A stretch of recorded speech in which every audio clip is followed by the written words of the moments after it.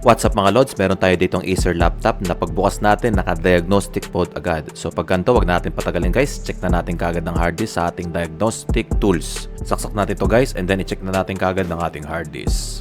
So pag check natin guys, kita natin 9% agad ng ating hard disk. Critical level na guys. So sira na po yan. So palitan na natin to guys, hard disk na to. And then gawin na rin natin siyang SSD for upgrade na rin. So tanggalin lang natin yung backplate. Tapos, tanggalin na natin siya sa likod and then ipapalit natin yung ating bagong SSD sa ating lumang hard drive. So, palit lang natin yung tornilyo and then ibalik natin. Boom! Ayun na kagad siya guys. So, need lang natin install yung ating Windows. So, after installation ng ating Windows guys, ayan na siya. Para na siyang brand new ulit. Napakabilis niyan guys kasi upgraded na siya. So, kailangan nyo na lang install ulit yung ating Microsoft Office, ang ating Google Chrome at iba pang apps natin dyan. So, kung gusto nyo pong bumili ng ating SSD guys, ang link ay nasa description or nasa comment section. Para sa full video nito guys, check the link also and the comment section. See you!